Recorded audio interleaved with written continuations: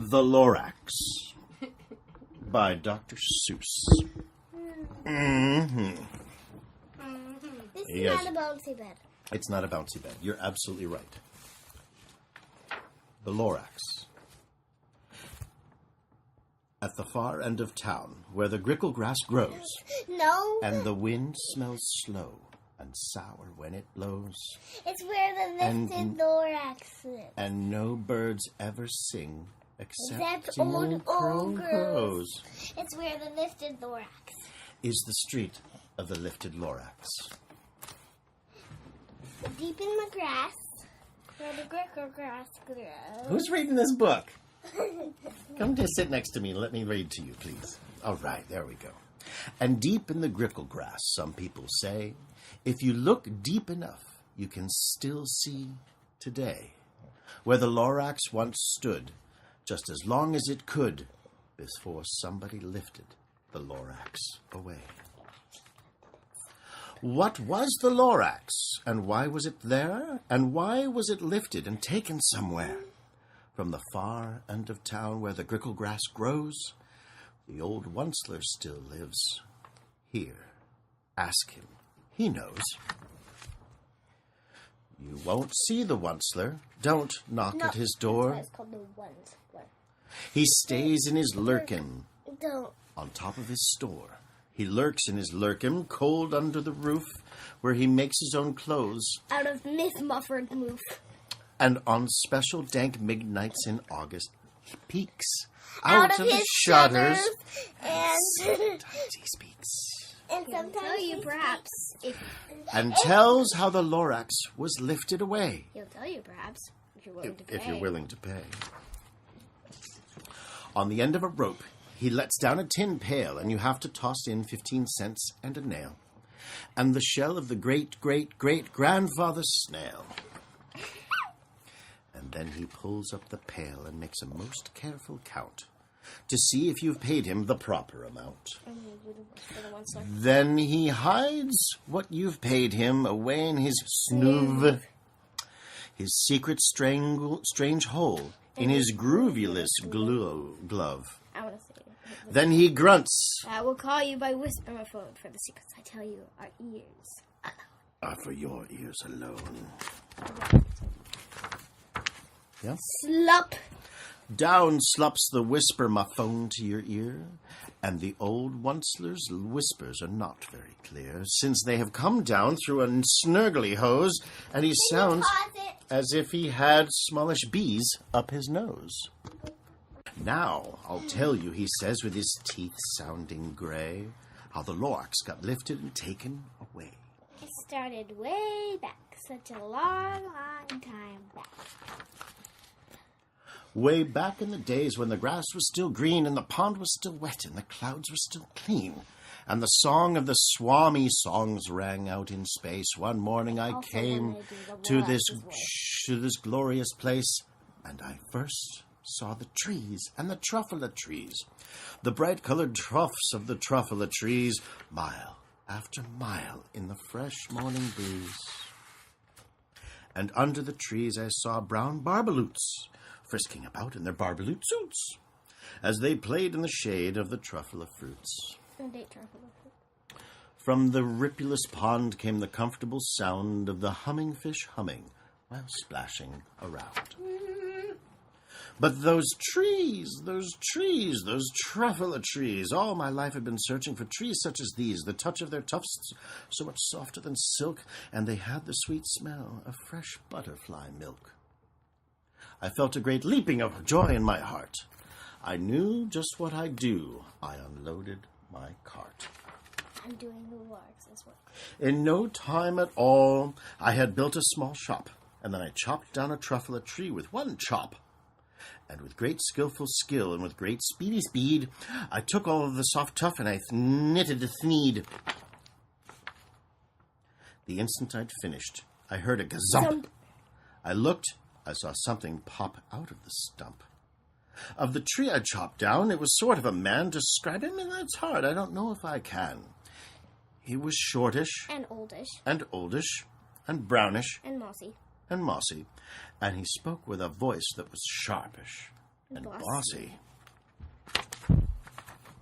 Mister, He said with a sawdusty sneeze. I am the Lorax. I speak for the trees. I speak for the trees have no tongues. And I'm asking you, sir, at the top of my lungs, He was very upset and he shouted and puffed. what's that thing you've made out of my truffle attempt? Look, Lorax, I said, there's no cause for alarm. I chopped down just one tree. I'm doing no harm. I'm being quite useful. This thing is a thneed. A thneed's a fine something that old people need. It's a shirt. It's a sock. It's a glove. It's a hat. But it has other uses, yes, far beyond that. You can use it for carpets, for pillows, for sheets, or curtains, or covers for bicycle seats. The Lorax said, Sir, you are crazy with greed. There is no one on earth who would buy that fool thneed. But the very next minute, I proved he was wrong. For just at that minute, a chap came along, and he thought that thneed that I had knitted was great, and he happily bought it for $3.98. I laughed at the Lorax. You poor stupid guy. You can never can tell what some people will buy. I repeat, Cried the Lorax. I speak for the trees. I'm busy, I told him. Shut up, if you please. I rushed across the room, and in no time at all, built a radio phone. I put in a quick call. I called my brothers and uncles and aunts, and I said, listen here, there's a wonderful chance for the whole Onceler family to get mighty rich. Get over here fast. Take the road to North Nitch. Turn a left at Weehawken. Sharp right at South Snitch. Stitch. And in no time at all, in the factory I built, the whole Onceler family was working full tilt. We were all knitting thneeds, just as busy as bees, to the sound of the chopping of truffula trees. Then, oh baby, oh how my business did grow. Now chopping one tree at a time was too slow. So I quickly invented my super axe hacker, which hacked off 4 truffula trees at one smacker. They were making the thneeds 4 times as fast as before, and that Lorax, he didn't show up anymore. But the next week he knocked on my new office door. He snapped. I'm the Lorax who speaks for the trees, but you seem to be chopping as fast as you please. But I'm also in charge of the brown barbaloots, who played in the shade in their barbaloot suits and happily lived eating truffula fruit. Now, thanks to your hacking my trees to the ground, there's not enough truffula fruit to go round. And my poor barbaloots are getting the crummies because they have gas and no food in their tummies. They love living here, but I can't let them stay. They'll have to find food, and I hope they may. Good luck, boys. He cried, and he sent them away.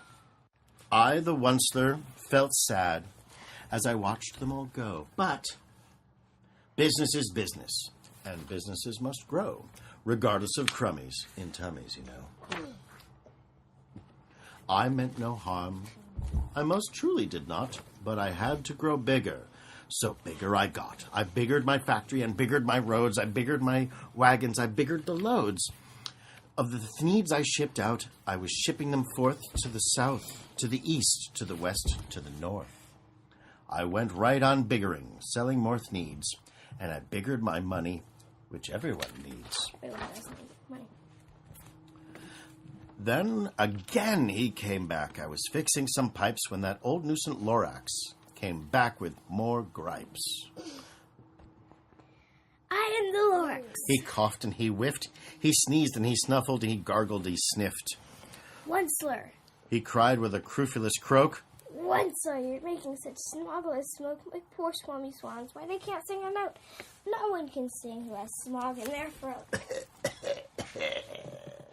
And so, said the Lorax.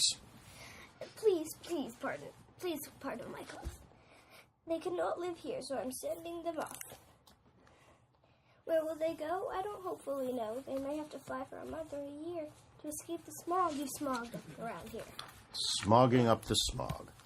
What's more? What's more? Snapped the Lorax. His dander was up. Let me say a few words about Gluppity Glup. Your machinery chugs on day and night without stop. Then he can glubbity-glub. Also sloppity-slop.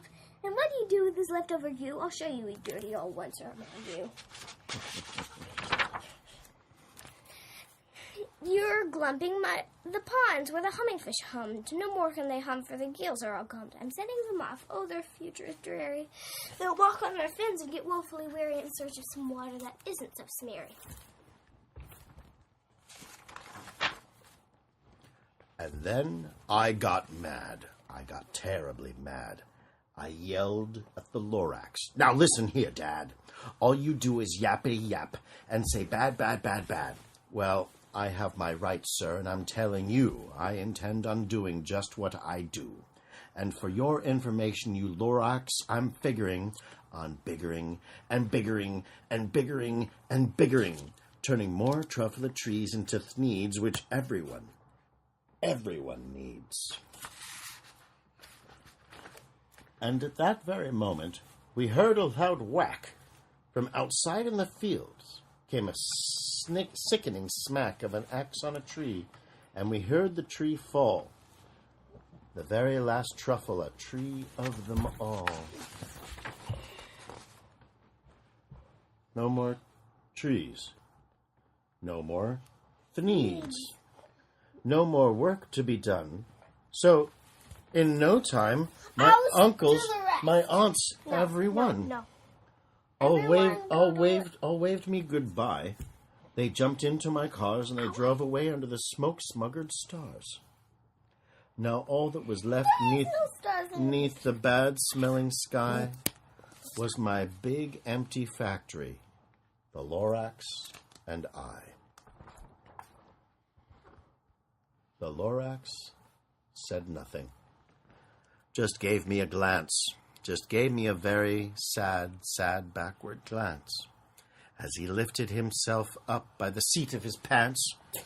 And I'll never forget the grim look on his face when he hoisted himself and took leave of this place through a hole in the smog without leaving a trace. And all that the Lorax left here in this mess was a pile of rocks with one word, unless. Whatever that meant, well, I just couldn't guess.